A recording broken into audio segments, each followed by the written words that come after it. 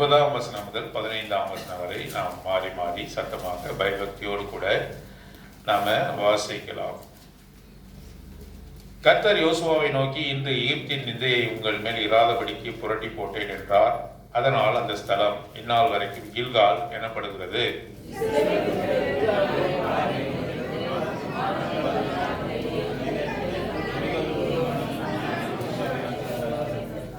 பஸ்காவின் மறுநாளாகிய அன்றைய தினம் அவர்கள் தேசத்தினுடைய தானியத்திலாகிய புளிப்பில்லாத அப்பங்களையும் சுட்ட கதிர்களையும் புசித்தார்கள்.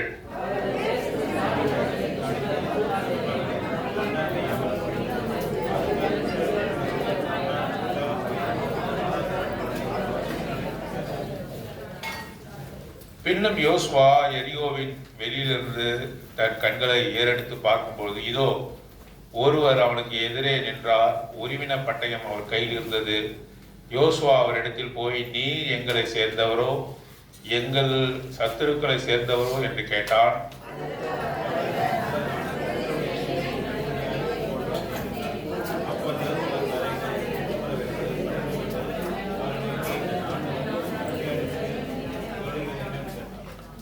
அப்பொழுது கர்த்தருடைய சேனையின் அதிபதி யோசுவாவை நோக்கி, உன் காலில் இருக்கிற பாதரட்சைகளை கழற்றி போடு, நீ நிற்கிற இடம் பரிசுத்தமானது என்றார். யோசுவா அப்படியே செய்தான். தேவன் தாமே இந்த வசனங்களை ஆசீர்வதித்து நம் அனைவரோடு கூட பேசுவாராக. கடந்த வாரம் நாம் தியானித்த பகுதியை தான் நாம் இன்றும் தியானிக்க இருக்கிறோம்.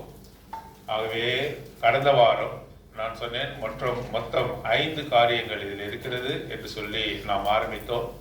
2 காரியம்தான் நாம கவர் பண்ண முடியுது, அதை நாம் பார்க்க முடியுது. என்னென்ன காரியம் ஞாபகம் இருக்குதா?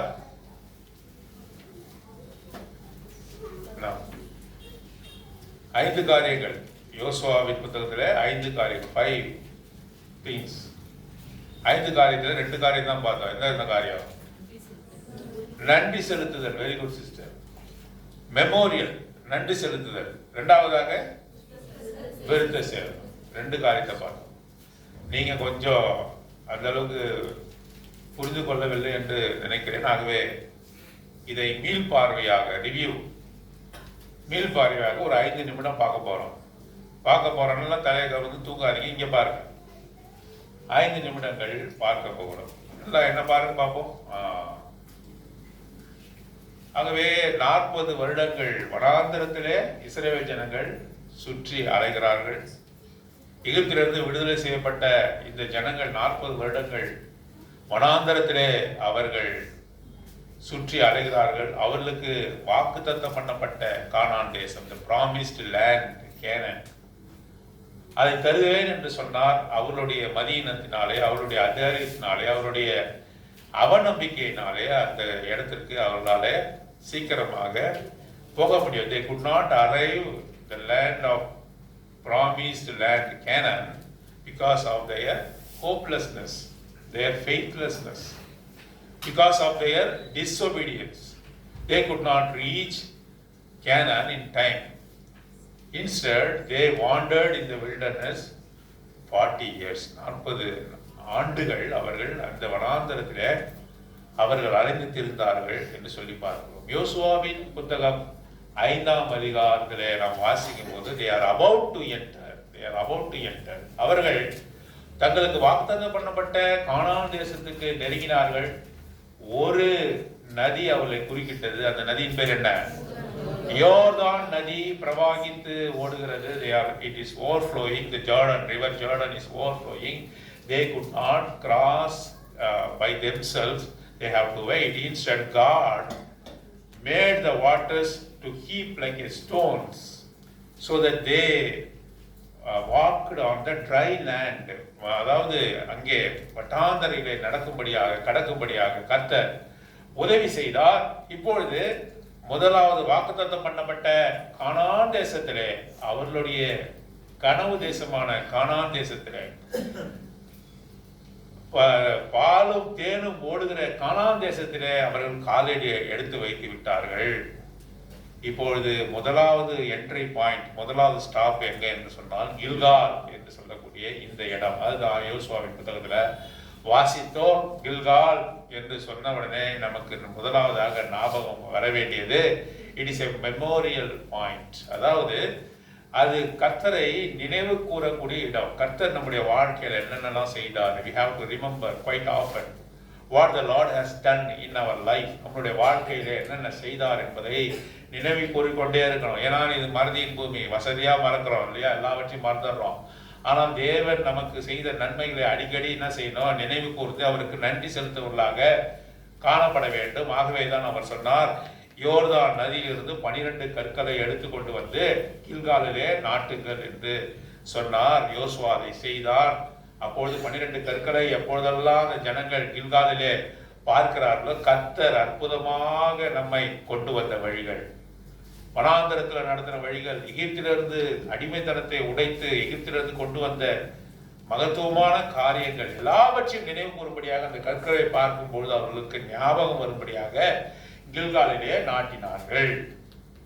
12 கற்கள் மாத்திரமல்ல, யோசுவாவின் புத்தகம் 4ஆம் அதிகாரத்தில் நாம் பார்க்கும்பொழுது அந்த அந்த ஆசாரியர்கள் அங்கே போய் நிற்கிறார்கள். அப்பொழுதுதான் அந்த உடன்படிக்கை பெட்டியோடு நிற்கிறார்கள். அப்பொழுதுதான் அந்த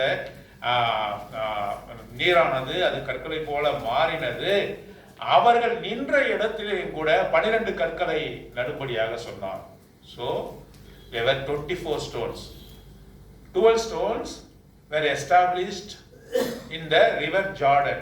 Our priest, where the priest stood in the river Jordan, அந்த ஆசாரியர்கள் நின்ற இடத்துல 12 கற்களும், கில்காலிலே 12 கற்களும், 12 stones in the river Jordan.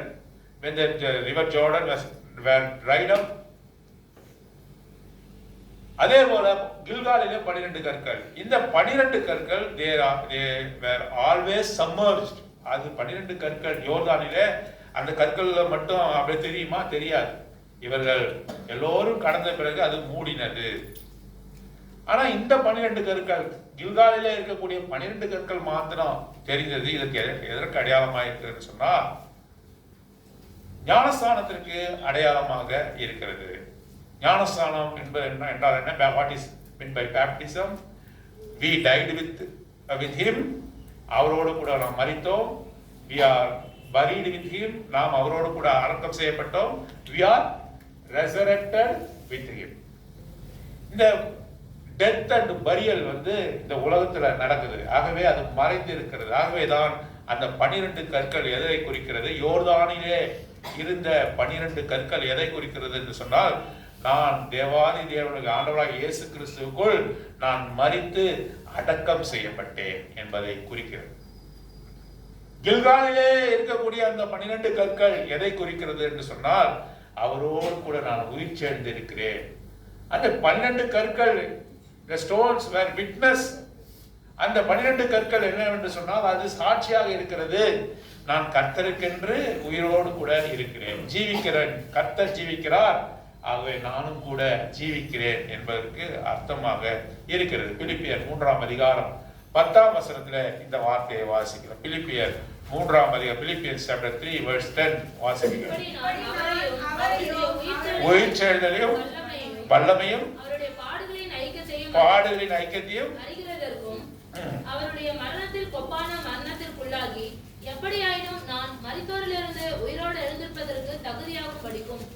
ஆகவே உயிர்த்தெழுதலின் வல்லமை, the power of resurrection என்று வாசித்தோம். அவரோடு கூட பாடுபட்டேன், அவரோடு கூட அடக்கம் செய்யப்பட்டேன். இப்பொழுது உயிர்த்தெழுதலின் வல்லமை எனக்குள்ளாக பலமாக கிரியை செய்கிறது. the power of resurrection. அந்த கற்களை பார்க்கும் பொழுது அது உயிர்த்தெழுதலின் வல்லமையை குறிக்கிறது. வல்லமையா எனக்குள்ளாக கிரியை செய்கிறார்.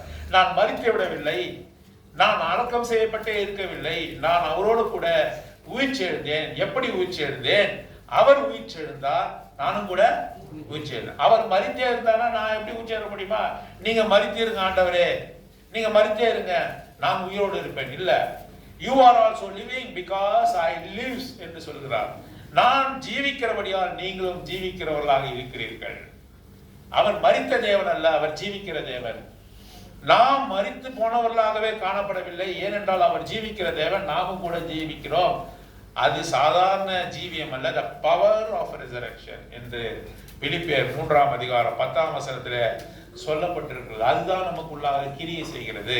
அவர் கில்காலிலே நாட்டப்பட்ட இந்த கற்கள் the power of resurrection குறிக்கிறது, உயிர்த்தெழுதலின் வல்லமையை குறிக்கிறது, உனது சாட்சியை குறிக்கிறது.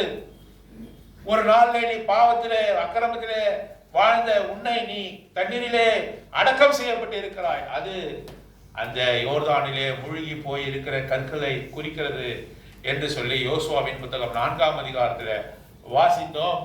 யோசுவாவின் புத்தகம் 5ஆம் அதிகாரத்திலே வரும்பொழுது we have to thank the Lord what he has done in our life. நம்முடைய வாழ்க்கையிலே அவர் நடத்தி வந்த எல்லா வழிகளுக்காகவும் நன்றி செலுத்த வேண்டும் என்று சொல்லி பாருங்க. ஏன் பிரதர் கானான் தேசத்தை குறித்தே நீங்க சொல்றீங்க? அது கானான் தேசமானது இஸ்ரவேல் ஜனங்களுக்கு வாக்குத்தத்தம் பண்ணப்பட்ட தேசம். அதை குறித்து இப்பொழுது என்ன? What is the application of the land, promised land today even in my life? என்னுடைய வாழ்க்கையில் அது என்ன என்று கேட்டா, நாமும் கூட பரம கானானுக்கு என்று ஆயத்தப்படுகிற மக்கள். ஹெவன்லி கேனான், நியூ ஜெருசலேம், இதற்காக பரலோகத்திற்கு என்று ஆயத்தப்படுகிற ஜனங்கள். ஆயத்தமா இருக்கிறோமா? நம்ம எதுக்காக சபைக்கு வரோம்? why we are coming to church every week? in order to we give ourselves to the Lord so that he can prepare ourselves for his heavenly kingdom, for us to inherit his kingdom. அவருடைய ராஜ்யத்தை சுதந்திரிக்கும்படியாக நம்மளை ஆயத்தப்படுத்துகிற ஸ்தலம் எது? நம்முடைய அழுக்குகள், நம்முடைய வேண்டாத காரியங்கள், இந்த ஓல்டு மேன் நேச்சர் எல்லாவற்றையும் கலைந்து போட்டு இந்த பரம ஸ்தலத்திற்கு என்று நாம் ஆயத்தப்பட வேண்டும் என்பதற்காக கர்த்தர் ஆயத்தப்படுத்துகிற ஸ்தலம் தான் சபை, சர்ச். ஆகவே இங்கே நம்ம ஆயத்தப்படுத்துகிறார், இந்த பரம கானானுக்கு என்று அவர் ஆயத்தப்படுத்துகிறார். யோசுவாவும் அவனுடைய ஜனங்களும், இஸ்ரவேல் ஜனங்களும், அவர்கள் கானானை சுதந்திரிக்க போகிறார்கள். ஆகவே அவர்களுக்கு சில நிபந்தனைகளை அவர் விதிக்கிறார். அதில் முக்கியமான காரியம் என்னவென்று சொன்னால், முதலாவதாக you have to be thankful என்று சொன்னார். பாருங்க, உங்களுக்கு அநேக உரையாடல்களை நீங்கள் பார்த்திருப்பீர்கள், டிவியில பார்த்திருக்கலாம். Zelensky, the president of Ukraine, met President Donald of United States, அமெரிக்க ஜனாதிபதி டொனால்ட் ட்ரம்பை அவர் சந்தித்தார். ரெண்டு பேரும் பேசினாங்க, ஹீட்டட் ஆர்குமெண்ட், டிவில எல்லாம் பார்த்துருப்பீங்க. ரெண்டு பேரும் அது சண்டை போட்டுக்கிற அளவுக்கு சொன்னார். பிரசிடென்ட்டுக்கு கோபமா வருது. எந்த பிரசிடென்ட்டுக்கு? அமெரிக்க அரசுக்கு.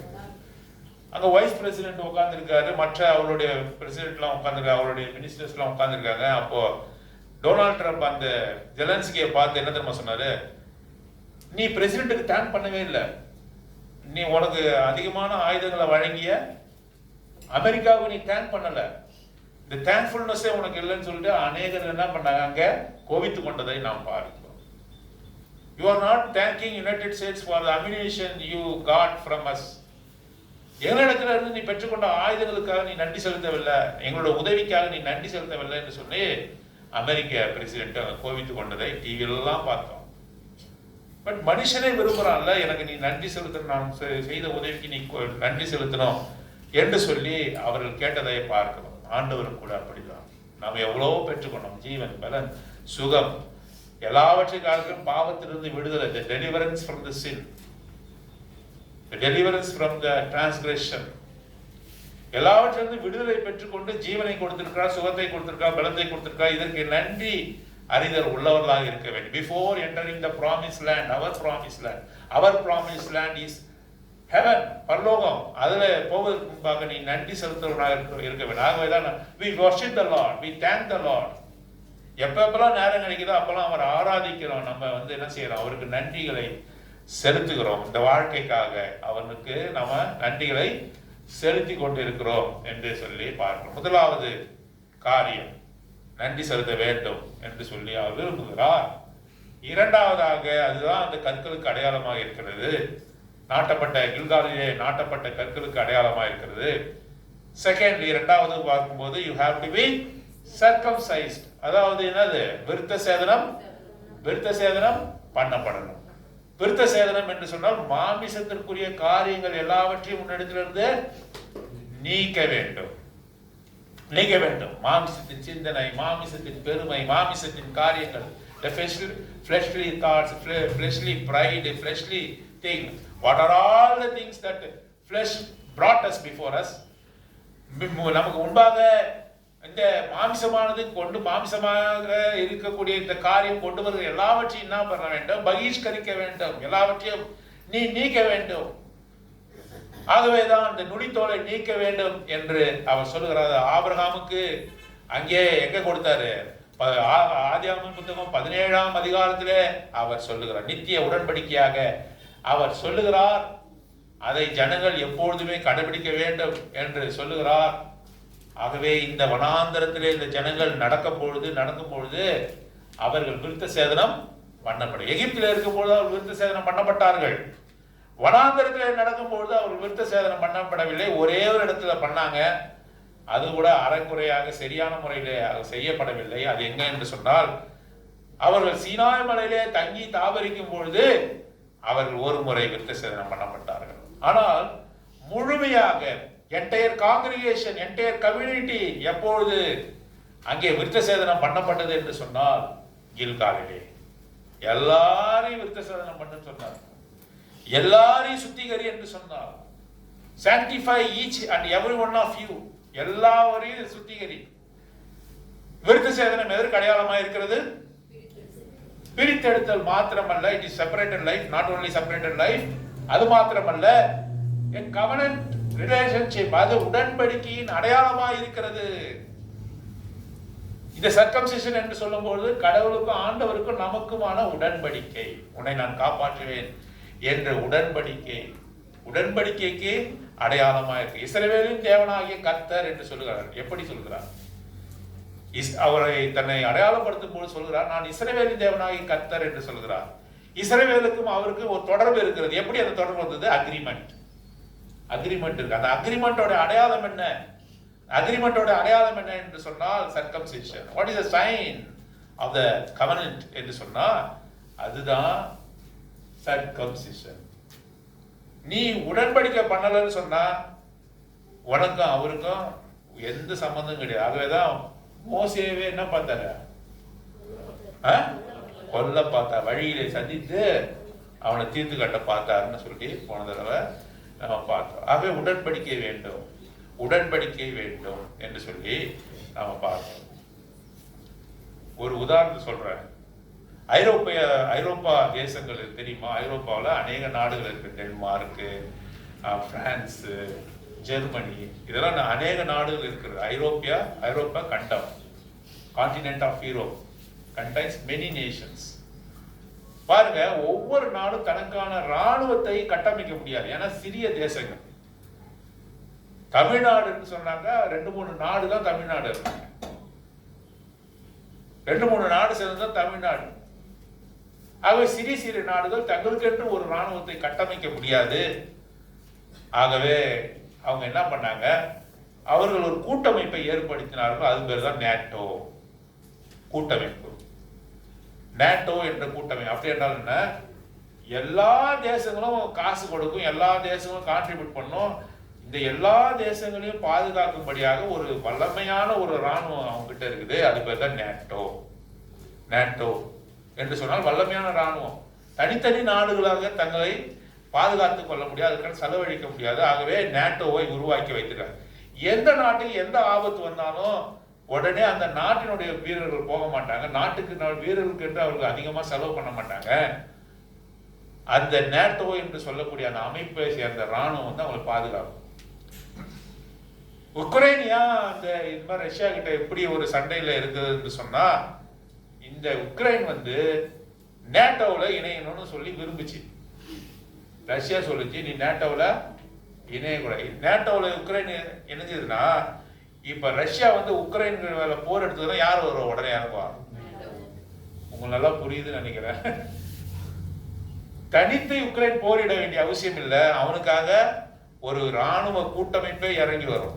அது பலம் வாய்ந்தது, திறமையானது, டெக்னிக்கலி, மிலிட்டரியிலே எல்லாவற்றிலும் சிறந்த ஒரு படை நேட்டோ என்ற அமைப்பு வந்து இறங்கும். நான் கையெழுத்து போட போறேன், அதோட அக்ரிமெண்ட் ஏற்படுத்தி கொள்ள போறேன் உக்ரைன் அதிபர் ஜெலன்ஸ்கி சொல்லும் பொழுது அதை ரஷ்யா மறுத்தது. அதன் காரணமாக சண்டை வந்தது. இப்போ தனியா சண்டையை போட்டுக்கிட்டு இருக்கு. ஏன் உக்ரைன்னா இந்த நேட்டோ அமைப்புல இல்லை. உடன்படிக்கை இருந்தாக்கா there is a treaty between Ukraine and the NATO. The NATO itself will defend Ukraine. புரியுதா உங்களுக்கு? ஆகவே கர்த்தருக்கும் இஸ்ரவேல் ஜனங்களுக்கும் ஒரு உடன்படிக்கை இருக்குது. உடன்படிக்கையை காக்கிற தேவன். அவர் பேர் என்ன? உனக்கும் அவனுக்கும் உடன்படிக்கை இருந்ததுனாக்க உனக்கு உன்னை யாராவது துன்பத்தை யார் இறங்குவா? உன் பட்சத்துல 10,000 பேர் வந்தாலும் அது உன்னை அணுகாது. ஏன் அணுகாது? பக்கத்துல யார் நிக்கிறா? ஆண்டவரே ஆண்டவரே இவன் இந்த உடைய சேனை வீரர்களை பார்க்கும்படி இவன் கண்களை திறந்துடணும் என்று சொன்ன. கண்ணை திறந்து பார்த்தாக்க அக்கினி குதிரையில யார் நிக்கிறாங்க? ஒரு சேனை வீரர் நிக்கிறாங்க. வேலைக்காரனுக்கு தெரியல யார் நம் பட்சத்தில் இருக்கிறா என்பது தெரியல. ஏன்னா ஆண்டவர் நம் பட்சத்தில் இருக்கிற. ஏன்? எப்ப இருப்பாரு?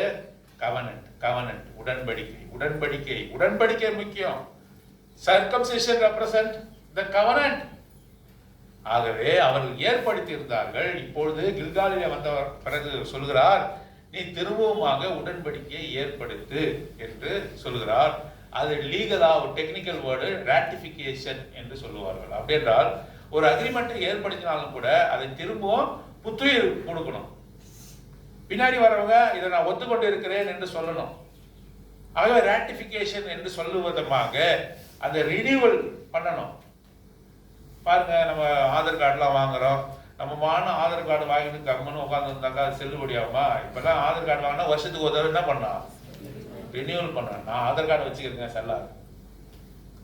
அது என்ன பண்ணோம்? கேஒய்சி இதெல்லாம் தெரியுதா உங்களுக்கு? Know your customer. பேங்க்ல போய் அடிக்கடி நான் இங்க உயிரோட தான் இருக்கிறேன். You have to fill the KYC know your customer form. அதை ஃபில்அப் பண்ணணும். ஃபில்அப் பண்ணி கொடுக்கணும். பென்ஷன் வாங்குறீங்க, ரிட்டையர்மெண்ட் ஆனதுலேருந்து உங்களுக்கு பென்ஷன் கொடுத்துட்டே இருப்பானா? வருஷத்துக்கு முடியல நீங்க என்ன எடுத்துட்டு போனோம்? தெரியவா தெரியல லைஃப் சர்டிபிகேட். நான் உயிரோடு தான் இருக்கிறேன், நான் உயிரோடு தான் இருக்கேன், இன்னும் எனக்கு பென்ஷன் கொடுக்கணும் லைஃப் சர்டிபிகேட் நீங்க கொடுக்குறீங்க இல்லையா? நீங்க you are eligible for pension, but you have to produce the life certificate quite often. அடிக்கடி என்ன பண்ணணும் அதெல்லாம் நீங்க சொல்லணும். ஆகவே சர்க்கம்சிஷன் பண்ணுங்க. உங்க பிள்ளைகள் எல்லாரும் சர்க்கம்சிஷன் பண்ணி இது உடன்படிக்கையா இருக்கிறது என்று சொன்னார். அவர் நுனித்தொலையா பண்ண சொன்னாரு, நீக்க சொன்னாரு. இல்ல, அவர் என்ன சொன்னாரு? இருதயத்தின் நுனித்தோலை நீக்கும்படியாக சொன்னார். சர்க்கம்சைஸ் யுவர் ஹார்ட் என்று சொன்னார். எங்கெங்கெல்லாம் வாசிக்கிறோம், வாசிக்க வேண்டிய அவசியம் இல்லை. நம்ம ரெஃபரன்ஸ் இருந்ததுதான். உபாகமத்தின் புத்தகம் 10ஆம் அதிகாரம் 16ஆம் வசனம், உபாகமத்தின் புத்தகம் 30ஆம் அதிகாரம் 6ஆம் வசனம், ரோமருக்கு எழுதின நிருபம் 2ஆம் அதிகாரம் 22ஆம் வசனம் 23ஆம் வசனம், கொலோசியர் எழுதின நிருபம் 2ஆம் அதிகாரம் 11ஆம் வசனம் 12ஆம் வசனம் 13ஆம் வசனத்துல நீ இருதயத்துல விருத்த சேதனம் பண்ணப்பட வேண்டும் என்று சொல்லுங்க. குறிப்பாக உபாகமத்தின் புத்தகம் 30ஆம் அதிகாரம் 16ஆம் வசனத்தை வாசிங்க. உபாகமத்தின் புத்தகம் 6ஆம் வசனம். முழு இருதயத்தோடும் ஆத்மாவோடும் பிழைக்கும்படி தேவனாகிய கர்த்தர் உன் இருதயத்தையும் உன் சந்ததியாரின் இருதயத்தையும். கவனிச்சிங்களா அந்த வார்த்தைய? யாரு விருத்த சேதனம் பண்றா? இங்க யோசுவாவுக்கு கட்டளை இட்டாரு, நீ ஜனங்களுக்கு விருத்த சேதனம் பண்ணுன்னு. உபாகமத்தின் புத்தகம் 30ஆம் அதிகாரம் 6ஆம் வசனத்துல அவர் சொல்றாரு, தானே விருத்த சேதனம் பண்றாரு. யாருக்கு? நமக்கு. நீ பரிசுத்தமாக இருக்கும்படி, உன்னை பிரித்தெடுக்கும்படி, உன்னோடு கூட உறவாடும்படியாக உனக்கும் அவருக்கும் அந்த உடன்படிக்கையை ஏற்படுத்தும் வண்ணமாக அவரே விருத்த சேதனம் பண்ணினார் என்று சொல்லி நாம பார்ப்போம். ஆகவே நாம் பரலோக ராஜ்யத்தை சுதந்திரித்துக் கொள்ள போகிறோம். தேவன் வசிக்கிற இடத்தை நாம் சுதந்திரித்துக் கொள்ள போகிறோம். நாம் நன்றி அறிவுள்ளவர்களாக இருக்கிறோமா? இரண்டாவதாக விருத்த சேதனம், இருதயத்தினுடைய விருத்த சேதனம் நமக்கு உண்டாயிருக்கிறதா என்று சொல்லி பார்க்கணும். ஆகவே இருதயத்தில் விருத்த சேதனம் பண்ணப்பட்டிருக்க வேண்டும். அந்த பரலோக ராஜ்யத்தை நுழைவதற்கு இருதயத்தில் விருத்த சேதனம் பண்ணப்பட்டிருக்க வேண்டும் என்று சொல்லி ஆண்டவர் விரும்புகிறார். அதைத்தான் போன வாரம் இதெல்லாம் பார்த்தோம். ஆகவே ஆண்டவர் இந்த வாரம் நம்ம இடத்துல பேசுகிற காரியம் என்ன? 9வது வசனம், 5ஆம் அதிகாரம் 9ஆம் வசனம். விருத்த சேதனம் பண்ணின பிறகு என்ன நடந்ததுன்னு சொன்னார், கர்த்தர் யோசுவாவை நோக்கி, இன்று எகிப்தின் நிந்தையை உங்கள் மேல் இராதபடிக்கு புரட்டி போட்டேன் என்றார். அதனால் அந்த ஸ்தலம் இந்நாள் வரைக்கும் கில்கால் எனப்படுகிறது. கில்கால் என்று சொன்னா என்னுடைய நிந்தையெல்லாம் என்ன பண்ணிட்டார், அவரு புரட்டி போட்டார். புரட்டி போட்டார்னா நிந்தையை என்னை விட்டு அவர் நீக்கி விட்டார். நமது நிந்தையை அவர் நம்மை விட்டு என்ன பண்ணாரு, நீக்கிட்டார். நிந்தை என்றால் என்ன சொன்னா அவமானம், ஷேம், அவமானம். அந்த அவமானத்தை என்னிடத்திலிருந்து நீக்கிவிட்டார். எகிப்தின் நிந்தை என்று சொன்னால், எகிப்து என்று சொன்னால் அது அடிமைத்தனத்தை குறிக்கிறது. நான் யாரு? பிசாசுக்கு அடிமையானவன், பாவத்துக்கு அடிமையானவன். நான் விருத்த சேதனம் இருதயத்திலே குத்தப்பட்டு ஆண்டவருடைய பிள்ளையாக நான் மாறின பிறகு நான் இப்பொழுது ஆண்டவருடைய பிள்ளை. இனி நான் அடிமை அல்ல. நான் யாரு? சுயாதீனன். நான் யாரு? சுயாதீனன், சுதந்திரமான ஆளு. என்னை நானு அடிமை அல்ல. நான் ஒரு காலமும் அடிமையானவன் அல்ல. I have no more a slave. ஆகவே எகிப்தின் நிந்தையை அவர் இஸ்ரவேல் ஜனங்களை விட்டு நீக்கி போட்டார். அவர்களுக்கு கொடுக்கப்பட்ட வாக்குத்தத்தம் பண்ணப்பட்ட கானான் தேசத்திலே அவர் நுழைந்த உடனே இப்போ அவங்க யாருங்க? எகிப்தினுடைய அடிமைகள் கிடையாது. வனாந்தரத்தில் இருக்கும்பொழுது அவர்கள் இன்னும் கூட எகிப்தினுடைய அடிமை என்ற நிந்தை அவர்களுக்குள்ளாக இருந்தது. ஏன்? அவர்கள் விருத்த சேதனம் பண்ணப்படல. விருத்த சேதனம் அவர்கள் பண்ணப்படாமல் இருந்தார்கள். ஆகவே இன்னும் கூட அடிமையாக இருந்தார்கள். ஏன் அப்படின்னு சொன்னா, அவர்கள் வனாந்தரத்தில் நடந்து வரும்பொழுது அநேக ராஜாக்கள் அவர்களை என்ன பண்ணாங்க, அவரிடத்துல போர் எடுத்து வந்தாங்க. அப்ப அவங்க என்ன தெரியுமா சொன்னாங்க? அவர்களை பார்த்து என்ன சொன்னாங்கன்னு சொன்னா, ஒரு ஜனக்கூட்டம் எகிப்துல அடிமையா இருந்தது, அந்த கூட்டம் வருதுன்னு சொன்னாங்க. இவர்கள் எப்படி அட்ரஸ் பண்ணாங்க? இஸ்ரவேல் ஜனங்கள் என்று சொல்லல. எகிப்துல ஒரு கூட்டம் அடிமையா இருந்தது தெரியுமா?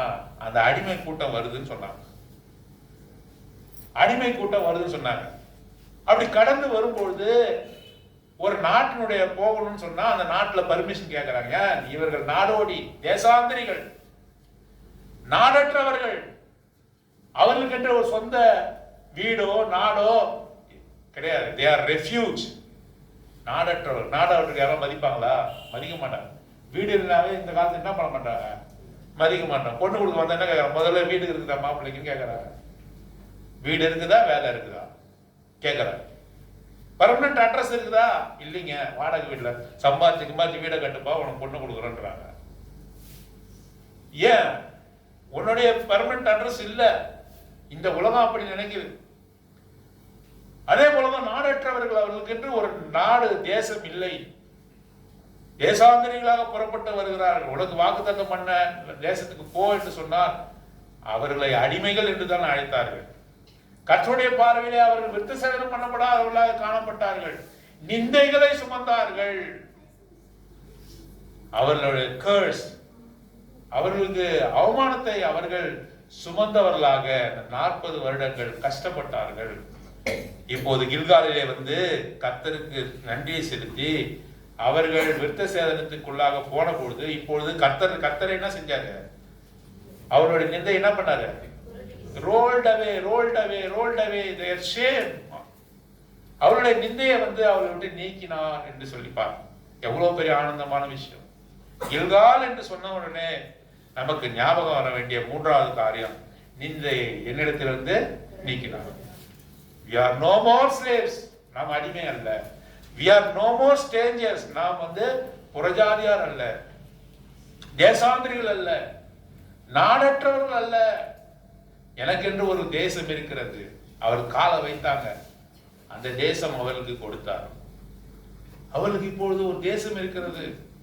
அவளுக்குன்னு ஒரு நாட்டினுடைய பெயர் இருக்கிறது. என்ன பெயர்? இஸ்ரவேல் என்ற பெயர் இருக்கிறது. அவளுக்கு ஒரு நாடு இருக்கிறது. எவ்வளவு சந்தோஷம்! இந்த தேசாந்திரிகளாக இருக்கக்கூடிய இந்த அனாதைகளுக்கு அவங்களோட நிலைமையை நினைச்சு பாருங்க, எவ்வளவு கஷ்டம் தெரியுமா? அவருக்கு பேரும் இல்லை, ஊரும் இல்லாம வசிப்பது எவ்வளவு கஷ்டம் தெரியுமா? அது எவ்வளவு பாடு நிறைந்த ஒரு வாழ்க்கை தெரியுமா?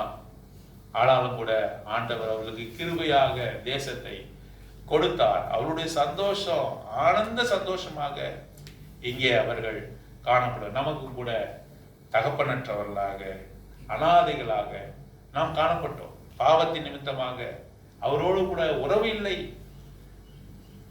அவர் நம்மோடு கூட உறவாடக்கூடிய நேரங்கள் இல்லை. நாடற்றவர்களாக, தேசமற்றவர்களாக, பேரற்றவர்களாக நாம் காணப்பட்டோம். இப்பொழுது நாம் யாரு? தேவனுடைய பிள்ளைகள். We have an initial. நமக்கு ஒரு இனிஷியல் இருக்குது. அவர் நாம் யாரு? தேவனுடைய பிள்ளைகள். அவரோடு கூட உடன் சுதந்திரமா, இயேசு கிறிஸ்துவோடு கூட உடன் சுதந்திரமாமே. பிதாவே நம்முடைய தகப்பனாக இப்போது மாறி இருக்கிறார்.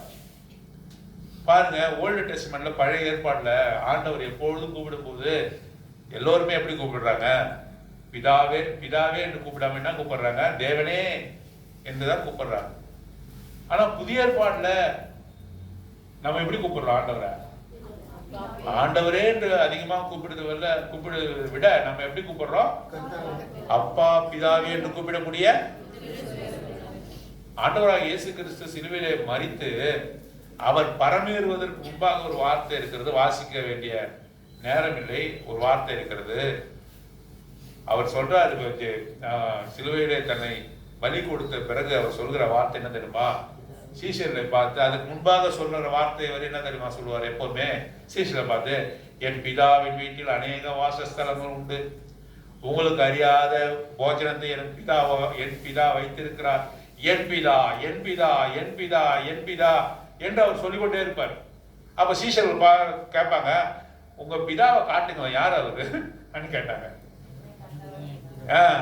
உங்க பிதா பிதான்னு சொல்றீங்க, உரிமையோடு சொல்லுவார், ஏன் பிதா ஏன் பிதா ஏன் பிதா சொல்லுவார்.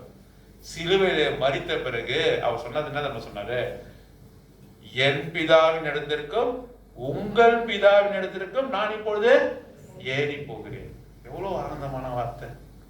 சிலுவையின் காரியம் என்ன செய்தது? சிலுவின் தியாகம் என்ன செய்தது? அவருடைய பிதாவை இப்பொழுது நம்முடைய பிதாவாக மாற்றி. எவ்வளவு ஆனந்தம்! நீங்க அப்பா பிதாவே எப்ப கூப்பிட முடியும்? உங்களை சிருஷ்டித்தனால கூப்பிட முடியாது. அப்படி என்றால் அது சிருஷ்டி கர்த்தர், லார்ட் என்று வேணா கூப்பிடலாம், அவரை கர்த்தர் என்று வேணா நீங்க கூப்பிடலாம். ஏன்? எஜமானனே என்று கூப்பிடலாம், எஜமானனே கூப்பிடலாம். ஏன்? அவர் தான் நம்ம எஜமான், நாம எல்லாரும் அவருக்கு அடிமைகள், சர்வன்ட்ஸ்.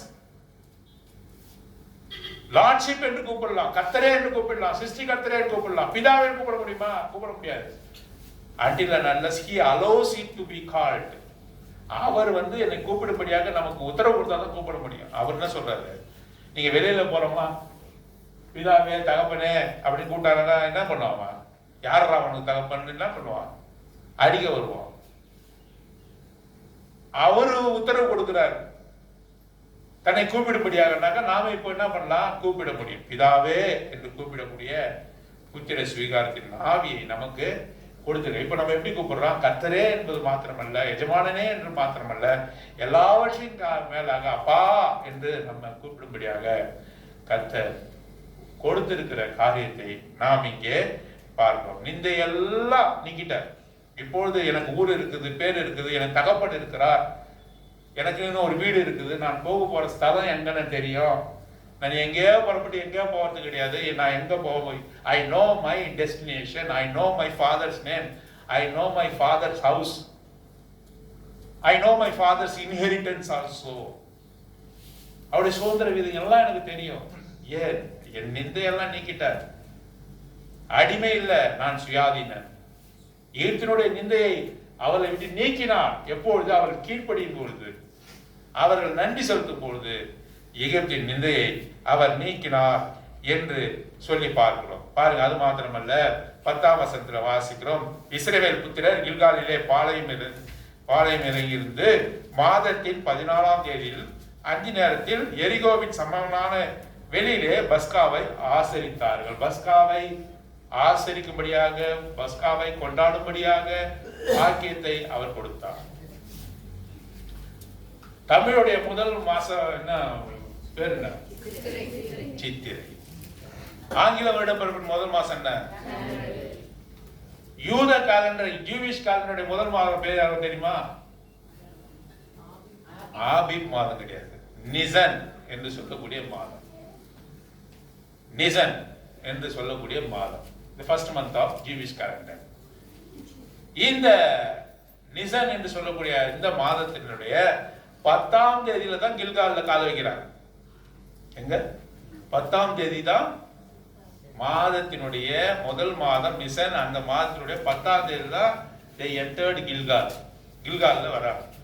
14ஆம் தேதி என்ன பண்ணணும்? அவர்கள் இந்த பஸ்காவை ஆசரித்தார்கள். எப்போ ஆசரித்தாங்க? எகிப்துல ஆசரித்தாங்க. எப்போ ஆசரித்தாங்க? யாத்ராகமத்தின் புத்தகம் 12ஆம் அதிகாரத்தில் ஆசரித்தாங்க. ஒரு ஆட்டுக்குட்டி எடுத்து, பழுதற்ற ஆட்டுக்குட்டி எடுத்து அதை பலியிட்டு உன்னிலே வாசக்கல்ல தடவுங்க என்று சொன்னாரு. சங்காரதூதன் உங்களை விட்டு கடந்து போவான் என்று சொன்னாரு. ஆகவே அந்த முறைமைகள் எல்லாவற்றையும் யாத்ராகமத்தின் புத்தகம் 12ஆம் Exodus chapter 12 we read about the Passover.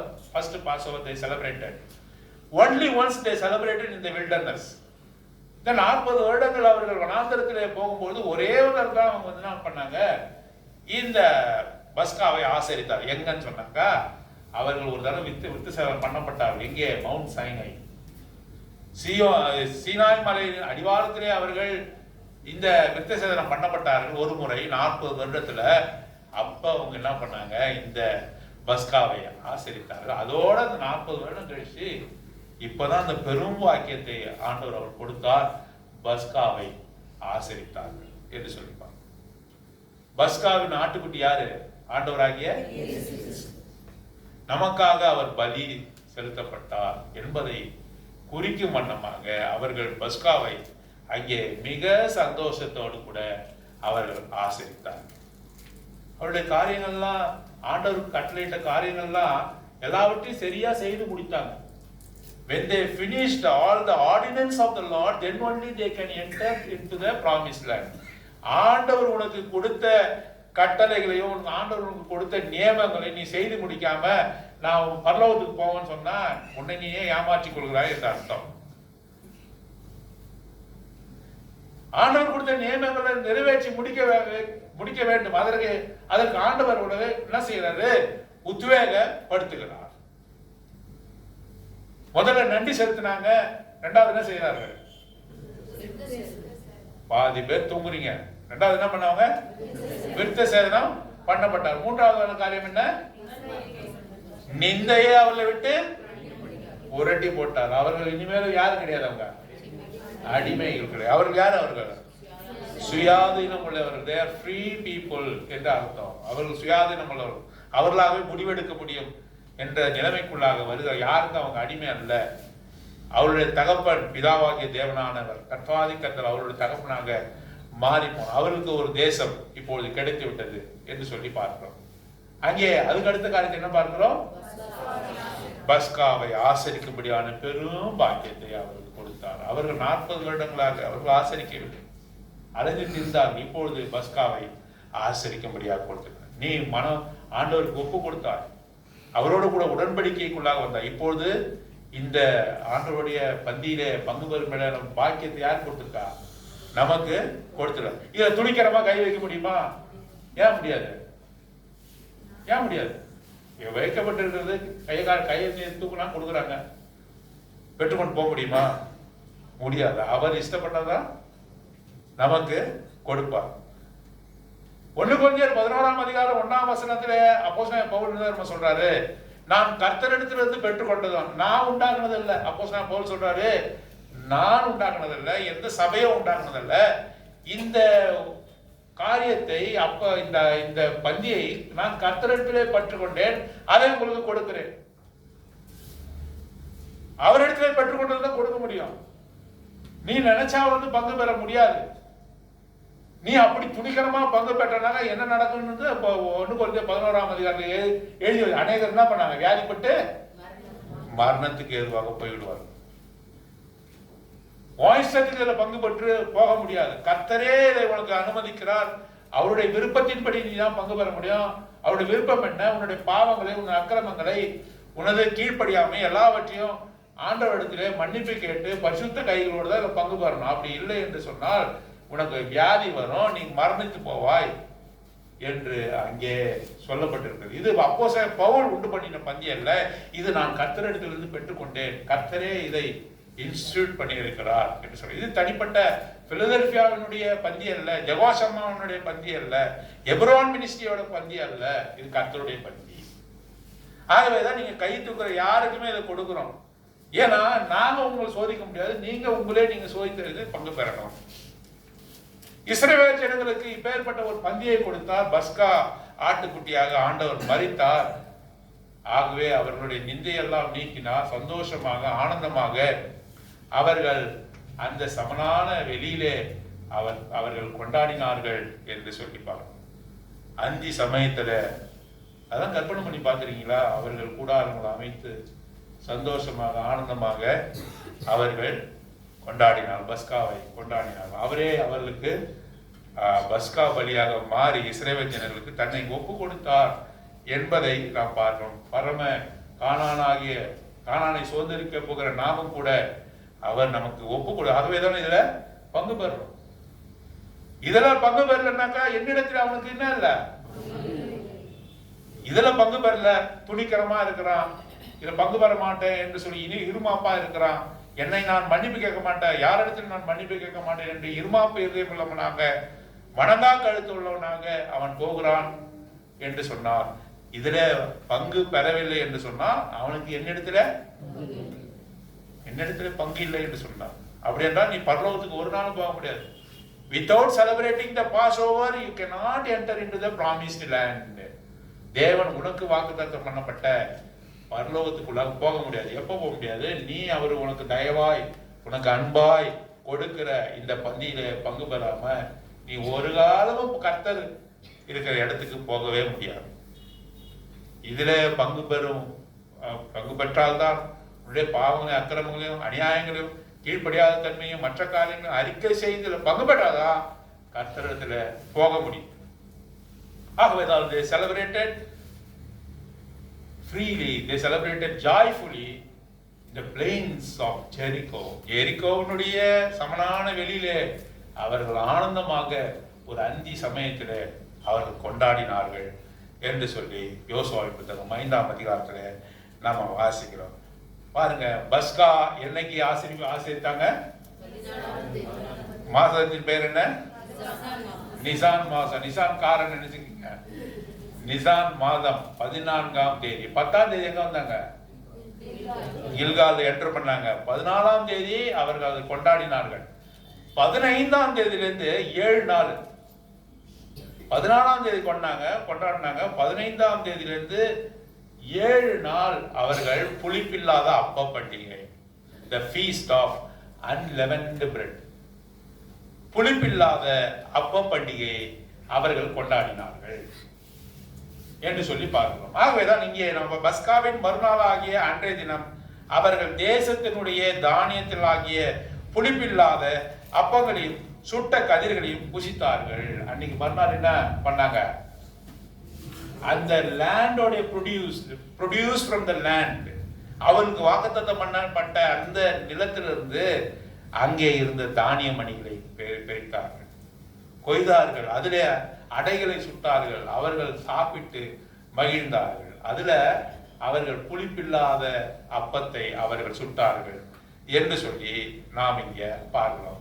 இது வரையும் 40 வருஷமா அவருடைய உணவு தேவை யார் செஞ்சிச்சா? என்ன உணவு? காலையில எழுந்திரிச்சு கூட எடுத்துன்னு போனானாக்கா என்ன வேலை அவங்க? மன்னாவை அவர்கள் சேகரித்து வருவார்.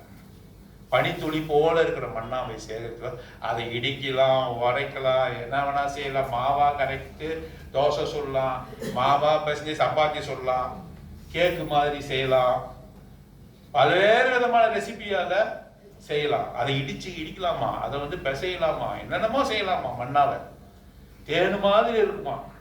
காலையில என்ன பண்ணணும்? அங்கே அவர்கள் சேகரித்து செய்யணும். ஒருத்தர் நல்ல ஒரு கூட நிறைய சேர்த்துட்டு போய் நாளைக்கு வச்சுக்கலான்னு காலையில் 8 மணிக்கு தூங்கினானாக்கா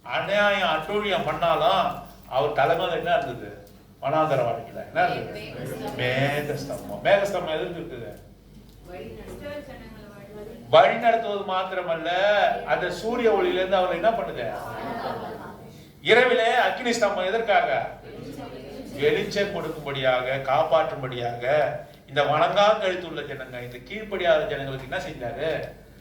அவர் கொடுக்கறத கொடுத்துக்கிட்டே இருந்தார். நீ என்ன வேணா அநியாயம் செய்ய. ஆனாலும் கூட என்ன பண்ணாரு? அவரு ஒரு நாளும் ப்ரொவிஷனை நிறுத்தல. உனக்கு கொடுக்க வேண்டிய தானியங்கள், உனக்கு கொடுக்க வேண்டிய காரியங்கள், உன்னை எதிர்த்து வர ராஜாக்கள் இருந்து பாதுகாக்கிறது. நீ கீழ்ப்படியில, ஆனாலும் கூட என்ன பண்ணாரு? ஆண்டவரே உன்னை காப்பாற்றி கொண்டே வந்தார். பகலில் மேகஸ்தம்பமாக இருந்தார், இரவில் அக்கினி ஸ்தம்பமாக இருந்தார். அவர்களை நடத்தினார். அவருடைய செருப்புகளை தேயாமல் பார்த்து கொண்டார். அவருடைய உடைகள் பழுதாகாமல் பார்த்து கொண்டார். அவரை நடத்தினார். காலையில எழுந்து போனாங்க. அவர்கள் இரவு முழுது அவர் என்ன பண்றாரு? கோபம் விட்டுக்கிறார்கள். காலையில எழுந்து போனா என்ன பண்றாரு? மண்ணா கொடுக்குறாரு. தண்ணி வந்தாங்க, கற்பாரியை பிளந்து தண்ணியை கொடுக்குறாரு. ஒரு நாள் கீழ்ப்படியாத இந்த ஜனங்களுக்காக அவர் என்ன பண்ணல? தன் கையை குறுகி போக பண்ணவில்லை. அவர்களுக்கு கையை திறந்து அவர்களுக்கு வேண்டிய உணவை கொடுத்து கொண்டே இருந்தார். கொடுத்து கொண்டு நாமும் கூட அநேக முறை இன்னும் பாருங்க கீழ்ப்படியாம இப்படிலாம் இந்த வனாந்தர வாழ்க்கையில் நடந்து கொண்டே போறோம். ஆனாலும் கூட நமக்கு என்ன பண்ணல? நம்ம சாகடிச்சிடும். நம்ம நிர்மூலமாக இருப்பது அவருடைய சுத்த கிருபியா இருக்கு. நமக்கு கிருபியா இருக்கிறார். இன்னும் இருக்கட்டும் என்று அவர் என்ன பண்றாரு? வைத்திருக்கிறார், விட்டு வைத்திருக்கிறார்.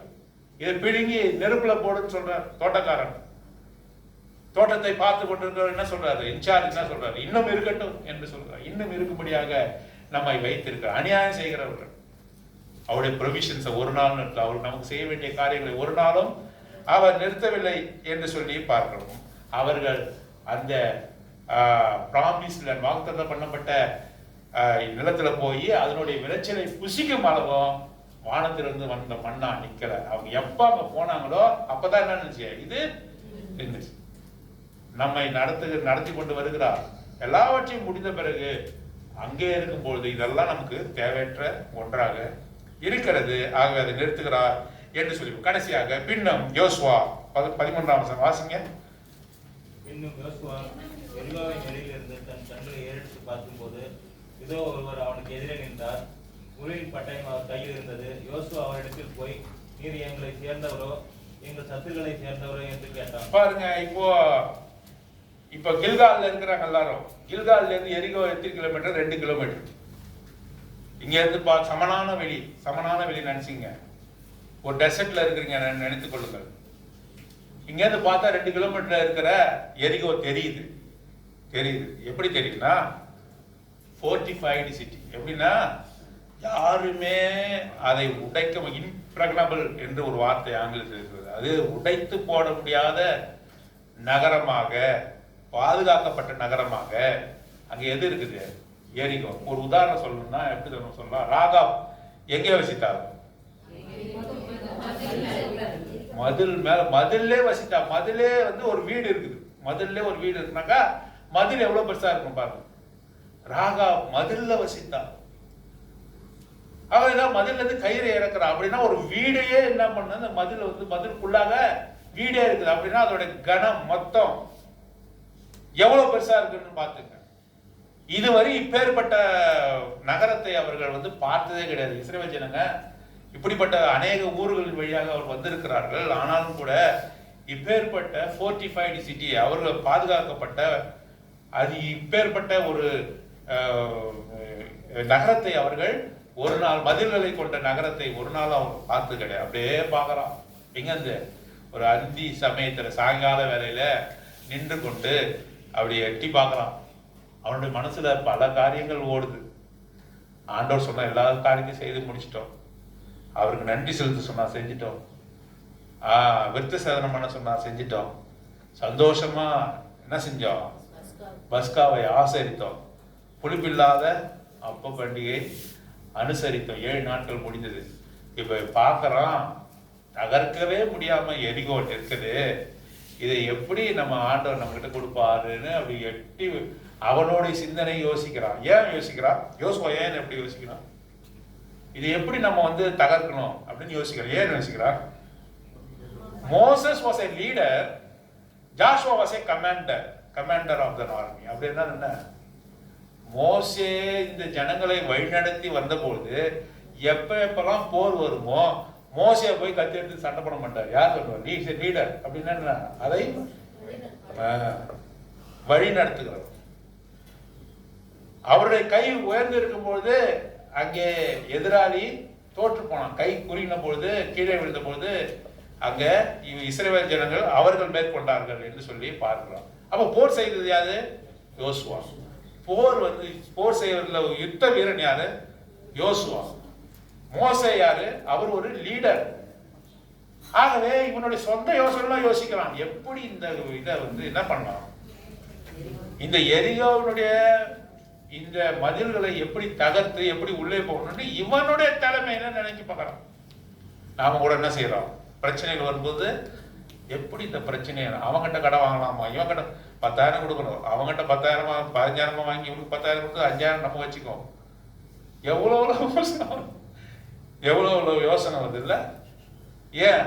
உனக்கு கொஞ்சம் அறிவு ஆண்டவர் கொடுத்துருக்காரு. அந்த அறிவை வச்சு இந்த மதிலை எப்படி நம்ம நொறுக்கணும் அப்படின்னு யோசிக்கிறான். சொந்த முயற்சி, சுய எண்ணங்கள் அப்படி வரும்பொழுது அங்கே யார் நிற்கிறார்? தேவ தூதனானவர் உருவின பட்டயத்தோடு நிற்கிறார்.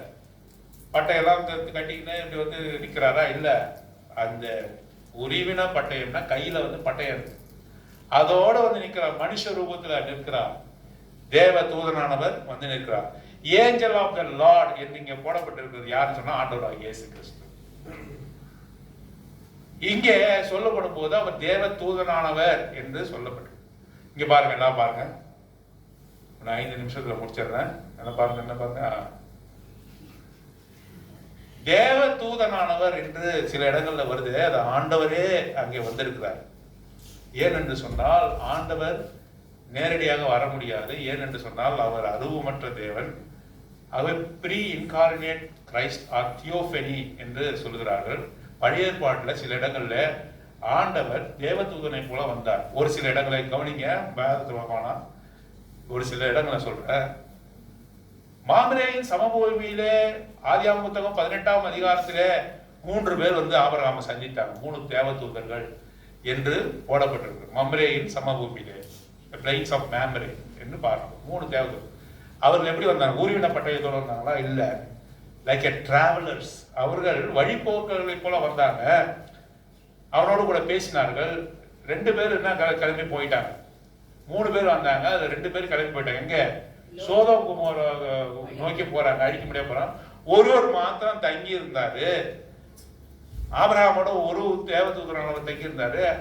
அவருக்கும் ஆபிரகாமுக்கும் நடக்கிற சம்பாஷணையை, பேச்சுவார்த்தையை நீங்கள் ஆதியாகம புத்தகம் 18ஆம் அதிகாரம் வாசிக்கும் போது கர்த்தர் சொன்னார், கர்த்தர் சொன்னார், கர்த்தர் சொன்னார் என்று போடப்பட்டிருக்கிறது. அப்படின்றால் அந்த தேவதூதரானவர் ஆண்டவரே தேவதூதரை போல அங்கே ஆபிரகாமோடு பேசினார். கடைசியாக அந்த சாப்டர், அந்த அதிகாரம் எப்படி முடிக்கிறது?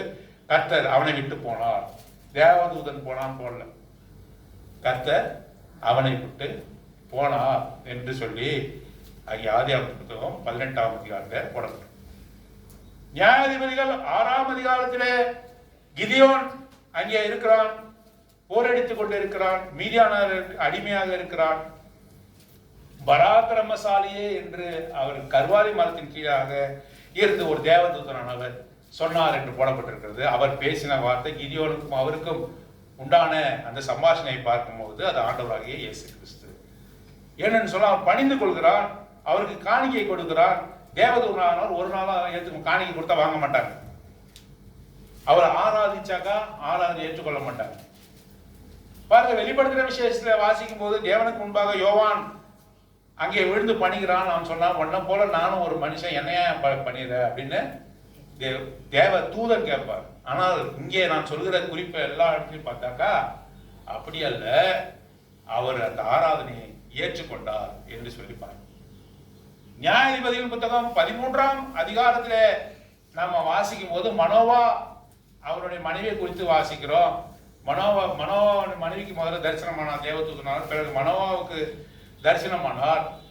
அவர் இடத்துல போய் கேட்கறாங்க, உன் பேர் என்னன்னு கேட்கறாங்க. அதிசயம் என்று சொல்ற. எந்த தூதன் என் பேர் அதிசயம் சொல்றாங்க? அந்த நெருப்புல இருந்து ஏறி மேல போறாரு, அதிசயம் என்று சொல்றார்.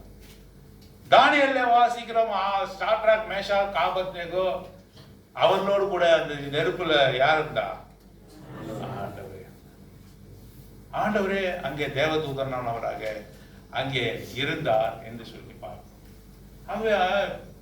அங்கே அங்கே எனாமத்தின் புத்தகம் 22ஆம் அதிகாரம் 22ஆம் வசனத்துல நம்ம வாசிக்கிறோம், பாலாம் அங்க என்ன செய்யறான்? பிலேயாம் என்ன செய்கிறான்? அவன் கழுதை மேல் ஏறி அவன் எதிராக இஸ்ரவேலுக்கு எதிராக குறி சொல்ல போகிறான். அப்பொழுது உருவின பட்டயத்தோடு வந்து யார் நிற்கிறான்? கர்த்தாதி கர்த்தர் ஆண்டவராகிய இயேசு கிறிஸ்துவானவர் அங்கே நிற்கிறார். அங்கே அந்த உருவின பட்டயத்தை வைத்துக் கொண்டு நிற்கிறார். கழுதை என்ன பண்ணுது? ஒரு கழுதையின் வாயை திறக்கிறார் என்று போடப்படும். தூதனானவர், தூதனானவர் என்று அந்த இடத்துல போடப்படும். தூதன் என்று போடல. தூதன் என்று போட்டாக்க அது ஏஞ்சல் அர்த்தம். தூதனானவர் நாங்க ஆண்டவராகிய இயேசு கிறிஸ்து என்று அர்த்தம். ஆகவே இங்கே ஆண்டவர் உருவின பட்டயத்தோடு வந்து அங்கே நிற்கிறார். மனுஷனை போல நிற்கிறார். போய் என்ன கேட்கிறான்? கிட்ட போறான். தைரியத்தை வாழ வைத்துக் கொண்டு அவரிடத்துல போறான். யாரும் இல்லை. அந்தி சமய வேலையில ஒரு மனுஷன் உருவின பட்டயத்தோடு நிற்கிறாரே, இவர் இடத்துல போய் நம்ம கேள்வி கேட்போம்னு சொல்லி போனார். எரிகோ பட்டணம் பின்னாக தெரிகிறது. அவன் அங்கே போய் அவர் இடத்துல கேட்கிறான், நீர் எங்களை சேர்ந்தவரோ?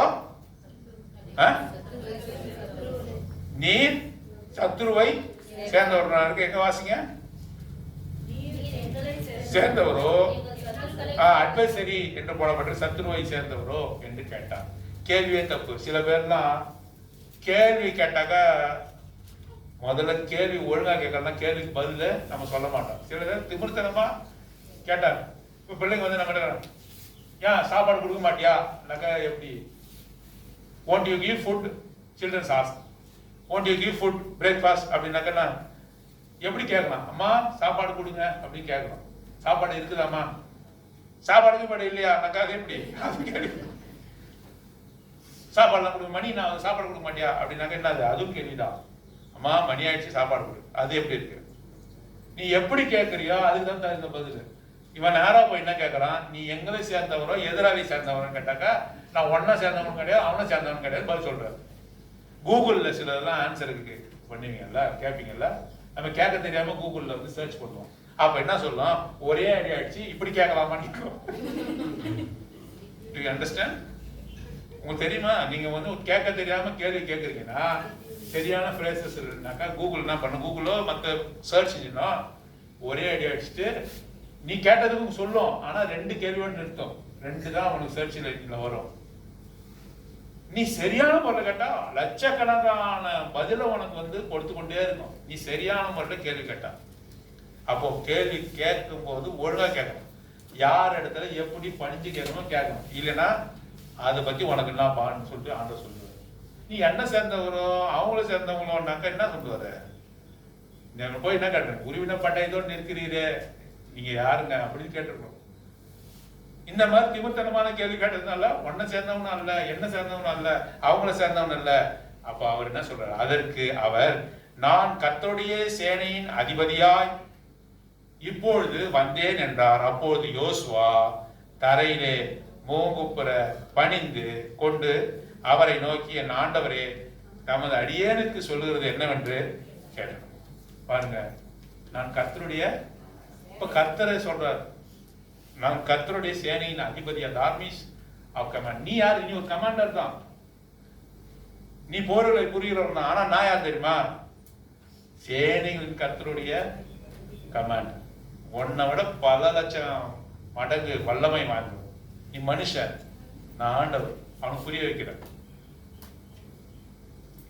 புரிய வச்சுட்டு அவனுக்கு என்ன சொல்றாருனாக்கா இந்த வார்த்தை மூலமா, இப்ப நீ யாரோட சைடு? இவன் போய் கேட்கறான், நீங்க யாரோட சைடுங்க? என் சைடாங்க? அவன் பிள்ளை கேட்பாங்களா? நீ அவன் சைடா என் ஃப்ரெண்டா அவன் ஃப்ரெண்டா அப்படின்னு கேட்கறாங்களா? அது மாதிரி போய் கேட்டுருக்காரு.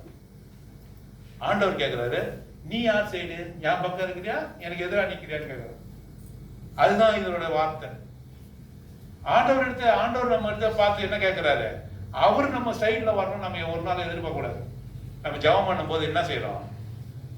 அவங்க என்னன்னா இருப்பாங்களோ அதெல்லாம் அவர் மேல சொல்லி என் சைட்ல வந்து இதெல்லாம் நிறைவேற்றி கொடுங்கன்னு சொல்லணும். அப்போ ஒரு காரியத்தை அவர் செய்ய மாட்டார். ஜபத்துல நம்ம என்ன சொல்றோம்? ஆண்டவரே உமது திருவுள்ள சித்தம் எப்படி, நீங்க என்ன விரும்புறீங்க, வாட் இஸ் யுவர் வில், உம்முடைய சித்தம் எப்படி, அதன்படி நான் செய்ய எனக்கு உத்தரவிடுங்கள். அதுதான் ஜபமா இருக்கணும். பரமண்டலத்திலே செய்யப்படுவது போல பூலோகத்திலும் செய்யப்படுவது, அதுதான் நம்மளுடைய ஜபமா இருக்கும். அவர் என்ன சித்தம் கொண்டாரோ அந்த சித்தத்தை நிறைவேற்ற நாம் ஜபம் பண்ணணும். உன் சித்தத்தெல்லாம் நிறைவேற்றுறதுக்கு ஆண்டவர் கிடையாது. என்ன சேர்ந்தவரா எதிர்த்து சேர்ந்தவரா அந்த கேள்வி கிடையாது. நான் உண்மை சேர்ந்தவன். அங்கதான் பார்க்கிறோம். என்ன வார்த்தை வாசிக்கிறோம்? என் ஆண்டவர் தமது அடியேனுக்கு சொல்லுகிறது என்ன என்று கேட்டான். நீ இப்ப சொல்லுங்க, நான் உமது அடிமை, நான் உமது அடியேன் என்று சொல்லி கேட்கிறோம். நீங்க சொல்லுங்க, நான் கேட்கிறேன். நான் சொல்லுகிற இடத்துல இல்ல, நான் சொல்லுகிற இடத்துல நாம் எப்போதுமே அவருக்கு அறிவுரை சொல்ற இடத்துல இல்ல, அவரை கேள்வி கேட்கிற இடத்துல இல்ல. நாம என்ன செய்யணும்? நம்ம எப்பவுமே தாழ்த்தி அவர் சொல்லுகிறத நாம கேட்கணும். அதுதான் இங்க வாசிக்கிறோம். என் ஆண்டவர் தமது அடியனுக்கு சொல்லுகிறது என்ன என்று கேட்டார். அப்போதான் சொல்ற, அப்பொழுது கர்த்தருடைய சேனையின் அதிபதி யோசுவாவை நோக்கி, உன் கால்களில் இருக்கிற பாதரட்சையிலே கயிற்றி போடு. இந்த வார்த்தை கட்டணம் எங்க போகுது? நம்ம மைண்ட் முச்செடியில தோன்றின யாத்திராமத்தின் புத்தகம் 3ஆம் அதிகாரத்துல சொல்றார், நீ நிற்கிற பூமி பரிசுத்த இடம். அப்ப யார் வந்திருக்கிறது? தேவ தூதனா? ஆண்டவர் தூதனானவரே வந்திருக்கார். ஆண்டவராக இயேசு கிறிஸ்து அங்கே வந்திருக்கிறார் என்று சொல்லி பாதரட்சி கழட்டி போட்டு, நீ நிற்கிற இடம் பரிசுத்தமானது. யோசுவா அப்படியே செய்தான். அங்க என்ன பண்றீங்க? யோசுவா அப்படியே செய்தான். அப்படியே செய்யறதா எங்க போக முடியும்? வா, அப்படியே செய்தான். ஒண்ணு கூட மாறும். மலையில் காட்டின விதமாகவே மோசே ஆலயத்தை கட்டி முடியாது. சீனா மலையில போய் இப்படி கட்டணும், இந்த இச்சி இருக்கணும், அப்படி இருக்கணும், இப்படி இருக்கணும், தொங்கல்கள் இப்படி இருக்கணும். மலையில என்னென்னலாம் சொன்னாரோ அதன்படி செய்தான், செய்து முடித்தான். உடனே என்ன பண்ணுச்சு? ஆண்டவருடைய செகனா குளோரி என்று சொல்லக்கூடிய மகிமை வந்து அந்த ஆலயம். இவன் அவர் ஒரு பிளான் சொல்றாரு, இவன் ஒரு பிளான் கட்டினாக்கா செய்ய முடியுமா? என்ஜினியரை வச்சு நம்ம ஒரு பிளான் கொடுக்குறோம், இதுபடி கட்டுப்பாடு. அங்க போனா போனமா இருக்குது, இங்க ரூம் இருக்குன்னா அங்க பாத்ரூம் இருக்கு, அங்க பாத்ரூம் இங்க கட்டு, இதாங்க கன்வீனியன்ட்னாங்க. நம்ம காசு கொடுக்குமா? தான் கொடுப்போம். எப்படிப்பட்ட பிளான், எந்த இன்ச்சில எங்க எது வரணும் அப்படின்னு கட்டினாதான் நம்ம அங்கீகரிப்போம். ஆண்டவர் மோசேக்கு காட்டினாரு தரிசனத்தை, அதன்படி அவன் செய்தார். அங்கே அவருடைய வல்லமை இறங்கினார். அப்படியே செய்தான் யோசுவா, அப்படியே செய்தான். அப்பொழுது அந்த கானான் தேசத்தை அவனும் அவனுடைய ஜனங்களும் சுதந்திரித்து கொண்டார்கள். நாம் செய்யறோமா? ஆகவே நாமும் கூட பரம கானானுக்கு போறோம். இது வனாந்தர யாத்திரை. வனாந்தர யாத்திரை கீழ்ப்படியாம இருந்தாலும், முரட்டாட்டம் பண்ணாலும், வணங்காக்கள் உள்ள ஜனங்களா இருந்தாலும் நமக்கு கொடுக்க வேண்டிய படி அளக்கிற தேவன் யாரு? காலையில மன்னா எல்லாவற்றையும் கொடுத்து உனக்கு வெற்றி மேல வெற்றி கொடுத்து உன்னை பாதுகாத்து வழிநடத்துகிற தேவன் யாரு? நீ வணங்கா கழுத்துள்ளவனாலும் முரட்டாட்டம் பண்ணாலும் உன்னை காப்பாற்றுகிற தேவன். நீ அங்கே பரலோக தரிசனத்துக்குள்ளாக பரலோகத்துக்குள்ளாக பரம கானானுக்கு நுழைய வேண்டும் என்று சொன்னா கில்காலிலே ஒரு ஸ்டாப்பை போடுற. கில்கால் நின்று, ஐயோ நான் போய் சீக்கிரமா எரிகோவை பிடிச்சிடணும், இவன் சுயபுத்தியார் நினைக்கிறான். முதல்ல சர்க்கம்சைஸ் பண்ணு, முதல்ல என்ன ஆராதனை செய், உன்னை விருத்த சேதனம் பண்ணு, உன்னோட ஜனங்கள் விருத்த சேதனம் பண்ணப்படணும், அவர்கள் பரிசுத்தமாக்கணும், அவங்க அங்கே தங்கி இருக்கணும். மாத்திரமல்ல அவர்கள் என்ன செய்யணும்? அவர்கள் பஸ்காவை புசிக்கணும், பஸ்காவை சந்தோஷமா ஆசரிக்கணும். ஆண்டவராக இயேசு கிறிஸ்து தம்மை ஒப்பு கொடுத்தார் என்பதை நினைவு கூறணும். அவருடைய ரத்தத்தினாலே நான் மீட்கப்பட்டேன் என்பதை நினைவு கூறணும். பஸ்காவை ஆசரிக்கணும், பஸ்காவை ஆசரிக்கணும், இந்த பஸ்காவை ஆசரிக்கணும். அதுக்காக நீ விருத்த சேதனம் பண்ணப்படணும், அவருக்கு நன்றி செலுத்தணும், உன்னை தகுதிப்படுத்தணும். இதற்காக தான் இந்த பஸ்காவை வைத்திருக்கிறார். ஆகவே நித்திய நியமமாக கொடுக்கப்பட்ட இந்த பஸ்காவானது உங்கள் மத்தியிலே வைக்கப்பட்டிருக்கிறது. அது மாத்திரமல்ல, புளிப்பில்லாத அப்ப பண்டிகை, பரிபூர்ணமாக பாவம் இல்லாமல் ஒரு வாழ்க்கை நம்ம வாழணும். புளிப்பில்லாத அப்ப பண்டிகை 7 நாட்கள் பரிபூர்ணமா உன்னுடைய வாழ்க்கையில பாவத்தை உறந்தள்ளி புதிதாய் பிசைந்த மாவாக நீ வாழ வேண்டும் என்று சொல்லி பாரு. அப்புறம் நீ உன்னுடைய சுய புத்தியை சாராமல் எல்லாவற்றையும் தகர்த்து போடும்படியாக உன்னோடு கூட அவரோடு கூட நீ உன்னோடு கூட இல்லை அவரோடு கூட நீ யுத்தத்திற்கு செல்ல கானானை சுதந்திரிக்கும்படியாக உன்னை ஆயத்தப்படுத்த ஆண்டவர் உனக்கு சொல்லும் பொழுது நீ கீழ்ப்படிந்து அப்படியாக என் ஆண்டவர் தமது அடியானுக்கு சொல்கிறது என்னவென்று கேட்டான். full submission, full control. Before conquering the Jericho, you must be conquered by God. எரிகோவை நீ கைப்பற்றுவதற்கு முன்பாக துடிக்கிறாங்க எல்லாம் எரிகோவை கைப்பற்றணும்னு. ஆண்டவர் சொல்றாரு, நீ எரிகோவை கைப்பற்ற முன்பாக நான் உன்னை என்ன பண்ணலாம், கைப்பற்றணும், கையில் எடுக்கணும். அந்த விதமா நீ ஒப்பு கொடுக்கிற பாத்திரமாக அவரிடத்துல அவருடைய கையில இருக்கக்கூடிய கனமான பாத்திரமாக மாறுபடியாக அவர் சொல்ற என் ஆண்டவர் தம் அடியனுக்கு சொல்றதை என்னவென்று கேட்டான். Full submission. Joshua fully submitted to the ordinance of the Lord. அப்ப ஆண்டவர் கடைசியா அது முடிகிற வார்த்தை என்ன, யோசுவா அப்படியே செய்யும்போது நாமும் கூட இந்த பரம கானானுக்கு ஆயத்தப்படும். சபையினுடைய நோக்கம் என்ன, உங்களுக்கு ஏதாவது செய்யறதோ உங்களுக்கு அதெல்லாம் செகண்டரி. இயேசு கிறிஸ்து இந்த உலகத்துக்கு எதுக்கு வந்தாரு, பாவிகளை ரட்சிக்க இயேசு கிறிஸ்து உலகத்துக்கு வந்தார். இந்த வார்த்தை உண்மையும் எங்க வருது, 1 தீமோத்தேயு 1ஆம் அதிகாரம் 15ஆம் வசனத்துல வருது. ஆகவே அவர் இந்த உலகத்துக்கு வந்த நோக்கம் என்ன, பாவிகளை ரட்சிக்க முடியாது சிலுவையில ஒப்பு கொடுக்கிறது. அதற்காக அவர் உபதேசம் பண்ணாமல் இல்லை, அதற்காக அவர் அநேகருக்கு சுகத்தை கொடுத்தார். இதெல்லாம் 2வது பட்சம். அவர் வந்தது நோக்கம் என்ன, தம்மை பலியாக ஒப்பு கொடுப்பதற்காக அவர் வந்தார் என்று சொல்லி பார்ப்போம். யோசுவா அப்படியே செய்யும்பொழுது அந்த அவருடைய நகரத்தை அவருடைய இருப்பிடத்தை நாமும் கூட சுதந்திரிக்கும்படியாக அவர் செய்கிறார். அதுக்காக சபை இருக்கிறது, உங்களை ஆயத்தப்படுத்தும்படியாக, உங்களை அதற்கென்று ஆயத்தப்படுத்தி அதை சுதந்திரித்துக் கொள்ளும்படியாக ஆயத்தப்படுத்துவதால் இந்த உலகம் இந்த சபையானது ஏற்படுத்தப்பட்டிருக்கிறது என்பதை நினைவில் வைத்து தகுதி உள்ளவர்களாக இந்த பந்தியில நாம் பங்கு பெறும்.